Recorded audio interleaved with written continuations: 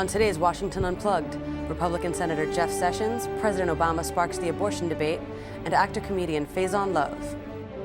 And this is again Washington Unplugged. Jeff Sessions, who is the now senior ranking Republican on the Judiciary Committee. That means he'll have a big part in the confirmation of whoever Barack Obama nominates to the Supreme Court, is with us today. Senator, thank you very much. You talked to the president this week. Did you get any indication when he's going to make this announcement? Well, a little bit. He said he was still in the process. A number of names were under consideration, but he was personally committed to trying to move through that and get us a nominee as soon as possible. Well, do you think it ought to be sooner rather than later, or would you like to see this go on for a while? Well, I think he needs to be careful and not make a mistake. There should be plenty of time between now and October 1st when the Souter resignation takes effect for the whole process to unfold. It's my understanding, in fact, ABC's Jan Crawford Greenberg, who's from your state of Alabama, reported that he has sent out the questionnaires, or whatever you call it, to about 6 people. Do you have any idea if he is looking closely at more than 6, or do you think it's pretty close to that? Well, the indication I got, without being quoting him, because I don't recall that directly, but he did indicate that some of the names that have been out there are under consideration, and that he was going to be looking at a number of names and would look to get us a nominee as soon as he could. Did he actually name any names when he met with you and the other key members of Congress? No, Bob, he didn't give us any names. Do you have any particular favorites yourself as the ranking Republican on Judiciary? No, I don't. This, of course, has happened to me quickly, and I do think it's a very awesome responsibility he has, and we in the Senate have, to do this thing right. I think the nominees need to be treated very fairly, but they are taking on a lifetime appointment. Once this confirmation occurs, then they are no longer accountable to the American people, really. The president talked in the beginning about he wanted someone with empathy. A lot of Republicans have taken that to mean that he wanted an activist judge, someone that they say would make laws from the bench rather than follow the Constitution. When he used that word, did it bother you, Senator? Yes, it did, Bob. It was a troubling word, because what does empathy mean? You like one party or another party that's appearing before you, and you're going to doctor your opinion to favor the one you like most? This goes at the core of the American ideal of blind justice, the lady with the blindfold that treats everybody fairly, even scales. And I'm not sure he meant it in the way that some are taking it, but I am concerned about it very much. And he comes from a sort of an activist judicial background, and so we need to look at that nominee carefully. Did you actually express that concern to him when you had this meeting? Well, I had an op-ed published in the Washington Post day before yesterday, and yesterday, and he quoted that. He made reference that he'd read it, but he did discuss that a little bit. I thought he was very forthcoming and easy about discussing it. I think he indicated that we may not agree totally, but we might be closer to one another than we think. So we'll see how it comes out. The test is not so much what's being said right now, but what the nominee stands for and advocates, and what kind of philosophy they have. Do you think that it is possible to find a consensus nominee, Senator? In other words, somebody that senior Republicans as well as members of his party will agree upon? I think that's very possible. The problem is that he has a lot of supporters who want an activist type nominee, and they're pretty firm about that, and I know they're pushing him on that, and he has some inclinations, I think, clearly in that direction, as he indicated by the empathy standard. So he could do it. He absolutely could, and he has a lot of Democratic votes already in the Senate, so he could get a pretty big vote with a moderate mainstream nominee. A lot of people, every time a Supreme Court nominee comes up, things like putting a woman on the court, putting a Hispanic on the court. There are various kind of categories that people say are important. a large percentage of the population in America is homosexual. Could you see supporting someone, all other things being equal, if that person was a homosexual? I don't think that's a disqualification, Bob. So I think a nominee that is a homosexual nominee would have an opportunity to be confirmed and get a fair hearing. I would certainly insist on that. Let me ask you a little bit about... With regard to all of those questions, sometimes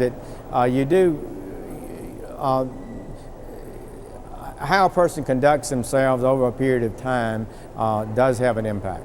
I want to ask you about the Judiciary Committee. You've been a member for a long time now. Now here you are finding yourself as the senior member, the ranking Republican on the committee. Arlen Specter, who once was a Republican, now is a Democrat. Tell me about the dynamics of that within the committee. How are things amongst Republicans on the committee now? Is all sweetness and light, or are there differences? Is there awkwardness? What's that? How is it? Well, one thing has happened. We've lost another vote. They're not going to add another member, so it's 12-7, which is the largest Democratic or Republican majority in decades, I suppose, on the committee.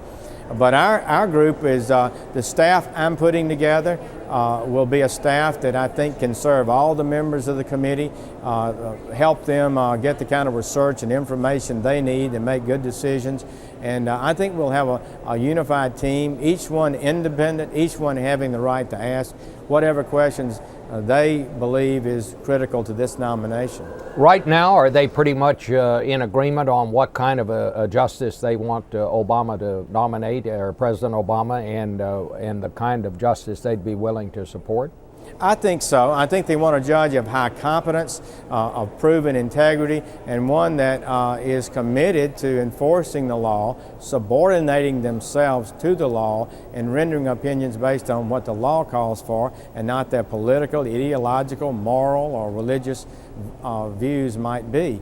A judge puts on that robe to symbolize objectivity and fairness. All right. Well, Senator, I should say, I want to wish you the very best of luck as we go down this road, and we'll all be watching, that's for sure. Thanks, Bob. You are watching Washington Unplugged. We'll be back. Hello again. Well, it is graduation season, and we begin with that today and this controversy that is going on amongst Catholics on whether or not Barack Obama should be allowed to speak at Notre Dame University, one of the leading Catholic institutions in the country. So far, the speech is on. A new poll out today by Quinnipiac College says that 60% of Catholics in this country favor Barack Obama speaking there. But some do not, and among them is Bill Donahue, who is the president of the Catholic League. Mr. Donahue is with us in New York. Here in Washington is James Salt of the Catholics United. He thinks that the invitation should not be withdrawn. But Bill Donahue, I want to start with you because I was struck by what you said the other day. You said Notre Dame giving an honorary degree to Barack Obama would be the same as if the African American University Howard gave a degree to David Duke, the former head of the KKK. That's pretty strong talk. Yeah, and President Obama is pretty strong on abortion, isn't he? When he was in the Illinois State Senate, he supported selective infanticide. He's against the Supreme Court decision banning partial birth abortion.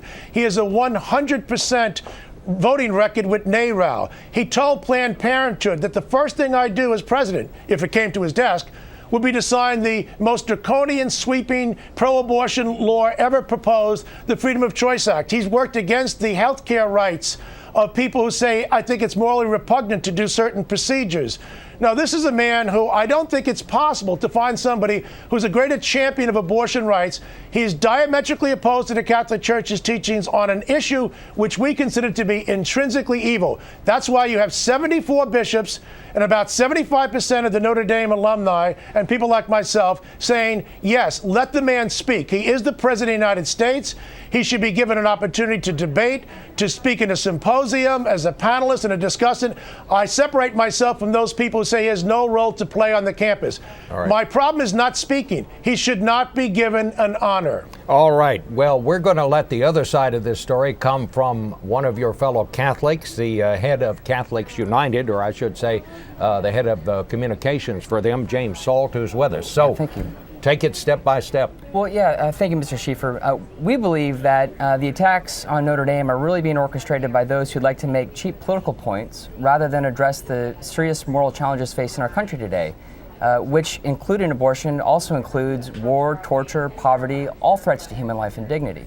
Well, I know that Notre Dame did give an honorary degree to George Bush, and he is for the death penalty. That's right. And how does this different from that? Not only did he support it, but while he was governor, the state of Texas executed 152 people. No small thing to do as a governor of Texas.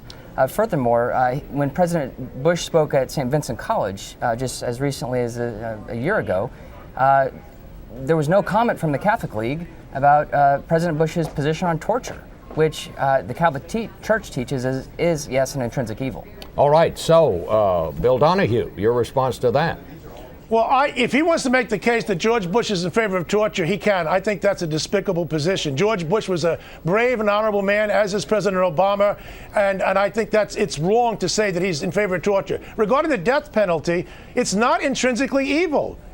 The Catholic Church is presumptively opposed to it. That is to say, it leaves the door open in certain limited circumstances. Well, the now, Pope's against it, isn't he?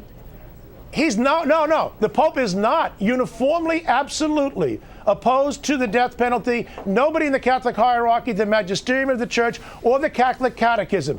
Abortion and racism would be a better example of what's intrinsically evil. Now, Bob, just yesterday, Barack Obama did something which I commend him for. He pivoted, didn't he? He gave conservatives who were strong on national security something. He said, I'm not going to release the photos of the detainees. He says he's against abortion. But the problem is he's never given us anything. He's never done anything. All he does is overturn executive orders. When it comes to legislative and executive mandates, he gives us absolutely nothing. He does do it on national security. Well, let me just disagree with Mr. Donahue. President Obama has initiated a conversation in the West Wing in his Domestic Policy Council to find ways of bringing both the pro-life and the pro-choice communities together to find constructive solutions to actually reducing the number of abortions in this country. We are a pro-life organization. There are 1.2 million abortions a year in this country. That's 1.2 million abortions too many. But for too long, this conversation has been driven by rhetoric, not results. And finally, there's an office holder who's willing to actually bring sides together to say, let's find some common ground. Let's actually find some solutions to give women and families the tools they need to choose life. That's something that's unprecedented. And Mr. Donahue, I'd like to ask you to join the president in articulating what a constructive pro-life abortion reduction platform would look like. We need your brilliance, we need your thinking to help us articulate this vision, Mr. Donahue. Join us in having this conversation. James, here's the problem I have. You are opposed to racism, and so am I. You wouldn't say, let's have a dialogue in reducing racial discrimination. You say you want to use the weapon of the law in as well. And I'm simply saying this. There are a lot of Catholics out there, like yourself, and I'm not impugning your credibility. I'm just simply saying this. You don't want to use the legislative weapon when it comes to abortion, but when it comes to racial discrimination, you do. That leaves people like me thinking that maybe you regard racism as even worse than abortion. I think abortion's worse because it actually kills. Well, a lot of things kill. The Catholic bishops teach that the targeting of civilians in warfare is an intrinsic evil. We can't go around mitigating threats to human life and dignity. Like there are. Why don't you want to use the legal remedy? Well, Roe v. Wade has been in place for 35 years, and it's not going to be overturned anytime soon. Do you want it to be? Yes. Therefore, wouldn't it be worth our interest to join together to find constructive solutions to actually give women and families the tools they need to choose life? Like, for example, healthcare. President Obama is beginning a conversation to actually provide every American in this country access to affordable health care. That we know is a platform that will reduce the number of abortions. Male unemployment is, again, one of the single largest indicators of correlated factors to the decision to choose an abortion. if we find ways of supporting one another and building policies that support the common good, we can actually find another way up this mountain. This, well, go ahead. Go ahead, Mr. Listen, Donahue. when Obama was in the state Senate in Illinois, he led the fight to make certain there wouldn't be any health care for the baby who survived a botched abortion. Now, I mean, how much further can we get? Partial birth abortion is something the former mayor Ed Koch, who's a good guy and pro-choice, said was infanticide. Daniel Patrick Moynihan said that partial birth abortion was infanticide. President Obama disagrees with almost everybody in the country, disagrees with the Supreme Court ban on it. How in the world can you say that the man is pro-life? Let me just inject one thing here, because I want to ask you this. Some people are saying that people in the church, such as yourself, who are taking the position you're taking, are willing to go easy on Barack Obama here for political reasons, because you don't want to alienate, for example, Hispanic voters who are coming and voted overwhelmingly for Barack Obama the last time. Is there some politics in what you're talking about here? Well, no, I believe that our nation is facing some very serious moral challenges with the economic crisis, with 2 wars abroad. We need leadership today to get us out of the hole that we're in. And we need leadership that we believe Mr. Obama, President Obama, can give us to actually bring some moral clarity back to our foreign policy and to help figure out how the most vulnerable are going to be protected in the economic meltdown that we're going through. So it's not just a question of simple politics. It's a question of where are we today as a nation. We're facing some very serious challenges. We need the leadership today more than ever. And I'll close with you, Mr. Donahue. Is this an argument over morality, or is this an argument over politics here? Oh, obviously it's morality. I mean, quite frankly, science teaches us, not the Catholic Church, that human life begins at conception. That's the DNA properties. That's when it all begins there. Now, I'm simply saying this. If you really are against abortion, then how in the world could you just put on the table and leave it there? Every single legal remedy, but when it comes to racial discrimination, you will use the weapon of the law. There's something there that just doesn't work. All right, we have to leave it there. Thank you both for a very enlightening discussion. This is Washington Unplugged, and we'll be back with more. The big man is with us, Faizon Love, who is a stand-up comic, an actor. He's in town. Faizon, you're here for the 3rd annual GI Film Festival. Now, I take it this is GI in the sense of military, not gastrointestinal kind of things. I mean, at my age, we never, no GI has a different meaning for me. Tell me about this festival and why you're here. It's a festival celebrating the GI's perspective of film. And I believe there's some GIs that are military men that are putting films together. Like last night, they did one for Gary Sinise. He put a band. He has a band that tours all the USOs. Yes, I know Gary, and I know he does that. Yeah, and a GI saw that, and I believe it was a GI, and put a documentary together. I missed last night because I just got in. But it's celebrating that their perspective of film, because Hollywood puts their swing on it. Let's hear from the horse's mouth. Yeah, and that's what it is. And you have your dad was military. He was a Swabie. He was a Navy guy. He was on a Kitty Hawk. Yeah. During Vietnam. Yes. While I was born, he was on the ship. Now, what have you been up to lately? I know you. I've been eating, Bob. Eating.